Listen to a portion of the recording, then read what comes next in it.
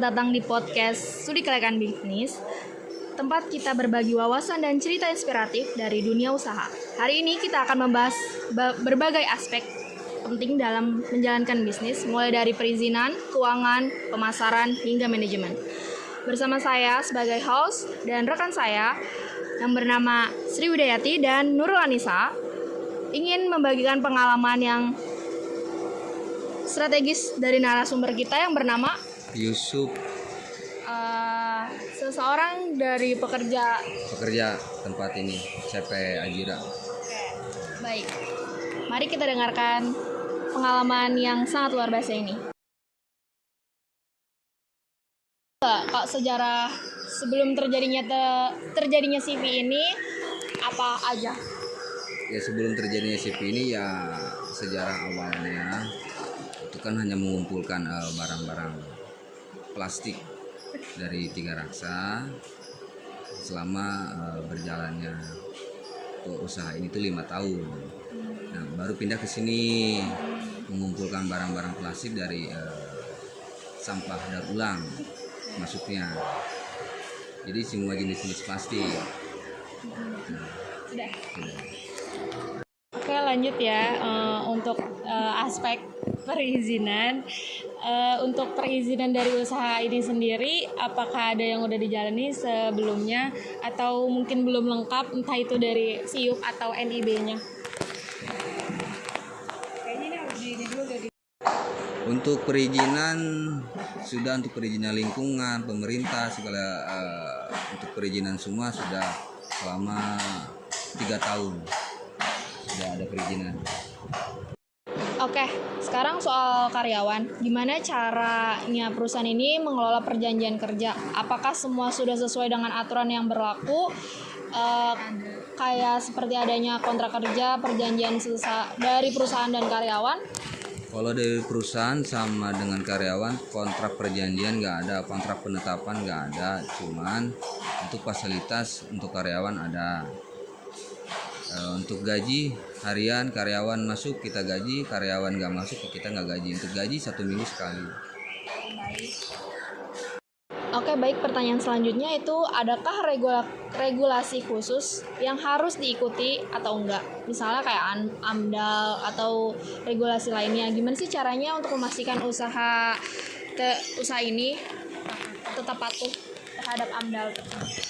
Terhadap AMDAL kita sisa-sisa dari limbah itu sudah ada pembuangan penetapan. Untuk pencemaran lingkungan itu tidak ada. Baik, berarti untuk penanganan AMDAL itu sendiri tidak ada dan sudah punya penampungan sendiri. Oke. Nah, bersama saya Nurul Anissa dan narasumber kita yaitu Ya, baik, perkenalkan, nama saya Widi, di sini sebagai admin keuangan. Boleh pertanyaan. Oke, untuk pertanyaannya, pas awal-awal mulai bisnis ini gimana sih strategi untuk ngatur modalnya? Terus juga apa ada tantangan besar gak waktu itu pas di awal-awal mulai bisnis? Kalau untuk awal-awal bisnis pasti semuanya memakai modal ya. Untuk modal awal pertama kita memakai modal, gimana caranya supaya modal itu meningkat dengan cara tenaga pekerja, karyawan. Gimana caranya karyawan itu sehari kerja ada hasilnya gitu. Jadi modal kita itu nggak stuck di situ-situ aja. Terus untuk yang kedua, kita ngambil barang dari supplier, itu kita ngambil barang yang hanya dipakai di CV kita aja, yang nggak dipakai kita nggak beli ke mereka. Itu aja sih, lebih strategi ke karyawan supaya modal itu bertahan. Jadi karyawan kerja ada hasil supaya modal kita itu meningkat.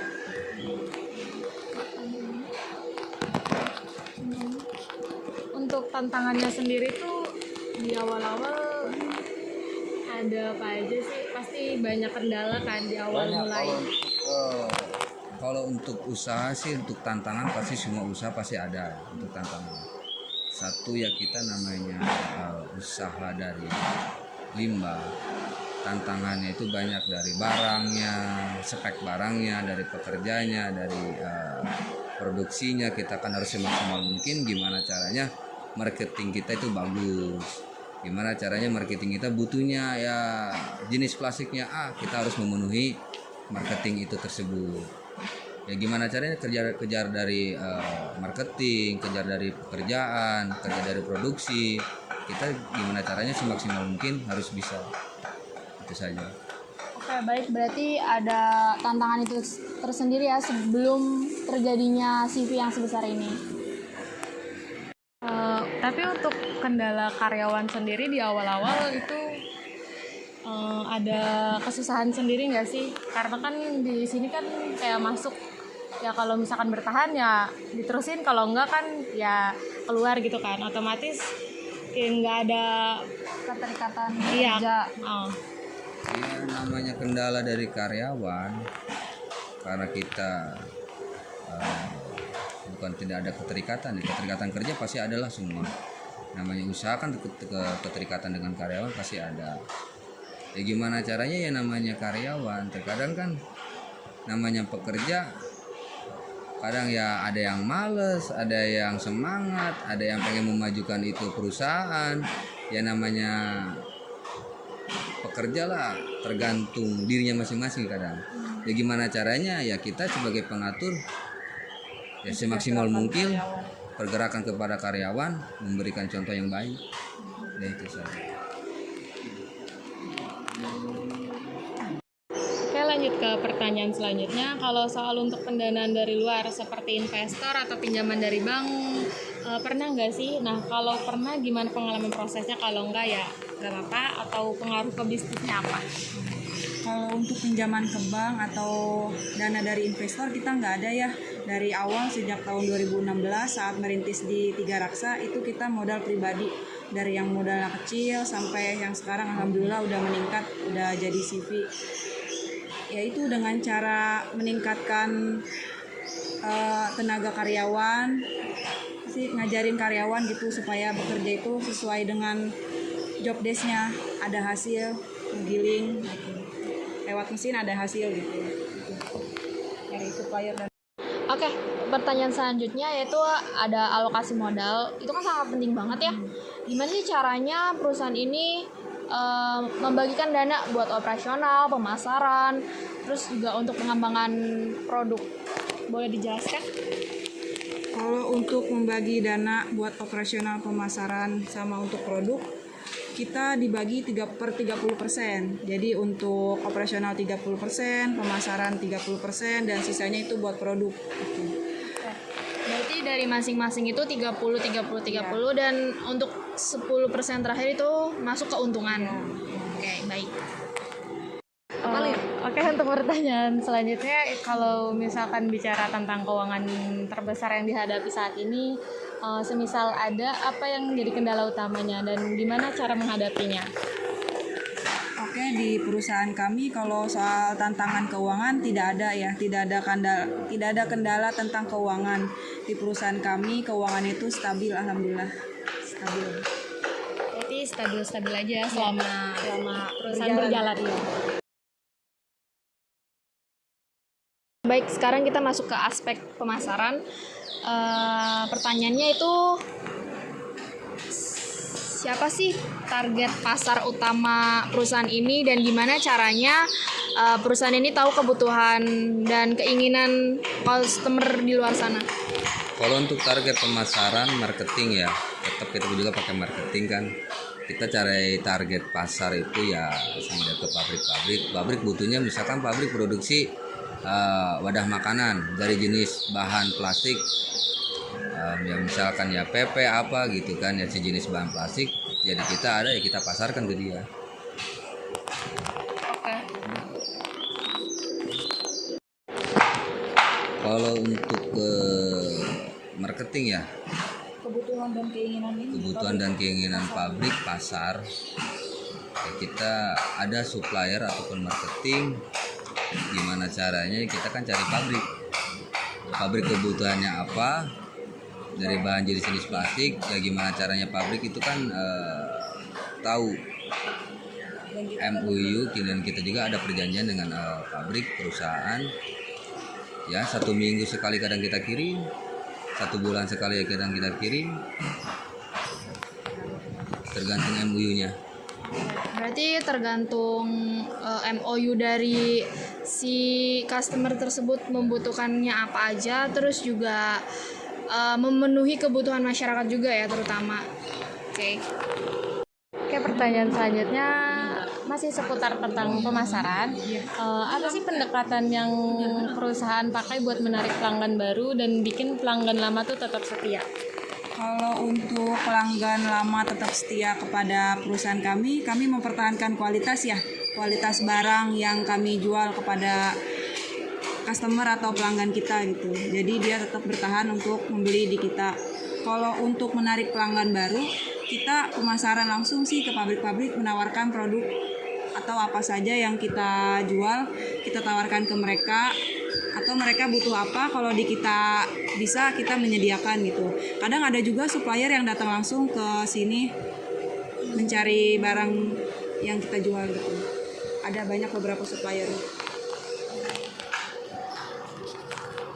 Oke, ada nggak sih tantangan terbesar di pasar saat ini?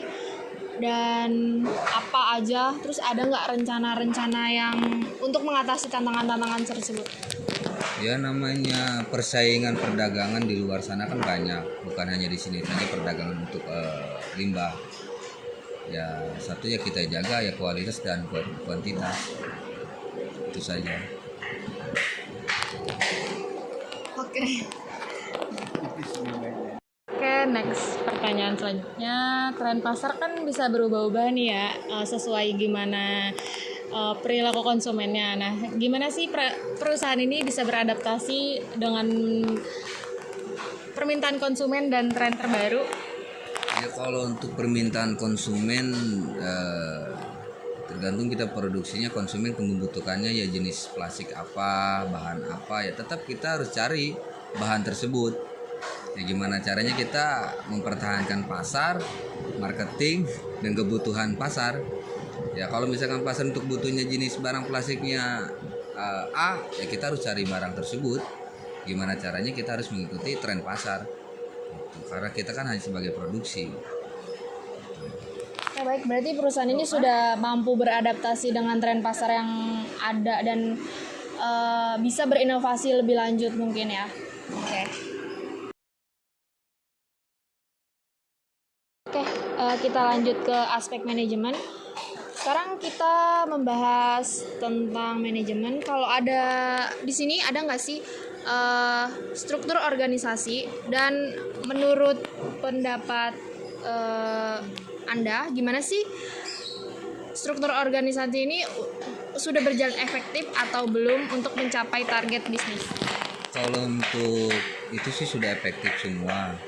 Karena di sini kan ada sekretaris, ada admin, ada orang-orang ahlinya marketing, semua sudah efektif. Oke, berarti menurut pendapat Bapak Yusuf sudah efektif. Lanjut ke pertanyaan berikutnya, koordinasi antar tim atau divisi lancar nggak selama ini atau ada kendala? Semisal ada kendala, apa sih yang bakal perusahaan ini lakuin? Kalau untuk dengan tim, divisi dengan tim, ya alhamdulillah untuk saat ini kita lancar, komunikasi kita lancar. Adapun kendala, ya kita harus perbaiki ya dengan pakai evaluasi untuk meeting. Jadi berarti di setiap minggunya selalu ada evaluasi untuk memperbaiki kinerja selama 1 minggu tersebut ya. Oke. Untuk sisi dari pengelolaan SDM sendiri, apa yang bisa perusahaan pastikan untuk pelatihan, pengembangan, sama retensi pada karyawan bisa berjalan dengan baik? Untuk SDM pekerja yang baru, ya karena kan dia kan belum paham dengan jenis-jenis barangnya, dengan jenis-jenis plastiknya, tetap kita tempatkan di yang sudah pekerja lama, yang sudah terbiasa, yang sudah bisa, harus mengajarkan yang belum bisa. Itu saja. Untuk tadi kan ada per bidangnya. Jadi itu bisa disebutin nggak sih dari pengelolaan dari awalnya banget itu bisa dijelasin nggak? Misalkan dari barang sebelum diolah kan ini diolah dulu kan. Jadi bisa dijelasin nggak? Mungkin proses sebelum menjadi biji plastik ya. Kalau di sini sih untuk pembuatan biji plastik sih belum ya. Tapi kalau untuk pengolahan plastik menjadi gilingan, untuk prosesnya itu kan dari jenis bahan yang masih utuh. Ya kita surtil, kita pilih, nah baru kita dilarikan ke mesin penghancur, mesin cacah namanya, mesin giling namanya. Itu ada yang buat ke produksi injek, ada yang dibuat biji juga, tergantung pasarnya. Itu saja.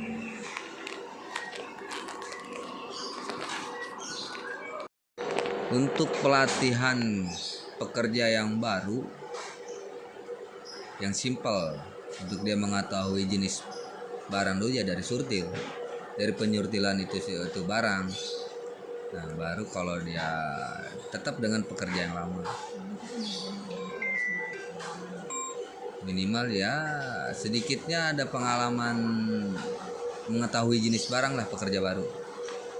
Baik. Oke, pertanyaan selanjutnya itu soal efisiensi jam operasional. Ada nggak sih proses yang menurut perusahaan bisa diotomatisasi atau disederhanakan supaya jam kerja itu lebih produktif? Kalau untuk jam kerja kita 8 jam kerja, 1 jam istirahat. Untuk job desk-nya sesuai dengan kapasitasnya masing-masing. Berarti untuk jam operasionalnya itu 7 jam ya? Ya, Yang efektifnya? yang efektif itu 7 jam. Oke, terakhir nih ya, untuk pertanyaan terakhir ini soal komunikasi internal lah. Menurut narasumber sendiri, gimana sih komunikasi antara manajemen dan karyawan? Apakah sudah cukup efektif atau belum? Kalau belum, gimana cara untuk memperbaikinya? Komunikasi antara manajemen dan karyawan sudah efektif ya, karena kita sudah punya SOP sendiri, mulai dari waktu kerja, pengaturan kerja, job desk kerja gitu. Terus juga di kita ada penambahan meeting antara manajemen dan karyawan, itu terjadi 2 minggu sekali. Kadang perusahaan kita ngadain makan-makan bareng gitu. Setelah pekerjaan selesai sore kita makan-makan, masak bareng gitu. Jadi untuk mengeluarkan unek-unek selama bekerja ini antar karyawan gitu. Berarti selama 2 minggu sekali ini tuh pasti ada keluh kesahnya sendiri Iya, ya? pasti ada keluh kesahnya sendiri, diadakan kumpul. Oke, terima kasih. Oke, terima kasih banyak kepada narasumber atas waktu dan wawasan yang sangat berharga ini. Banyak pelajaran juga yang kita bisa ambil dari pengalaman narasumber sendiri. Untuk pendengar ataupun kita sebagai pewawancara, semoga episode kali ini bisa memberikan inspirasi dan ide baru untuk bisnis para pendengar. Jangan lupa untuk terus ikuti podcast Studi Kelayakan Bisnis kami untuk cerita-cerita menarik lainnya. Sampai jumpa di episode berikutnya.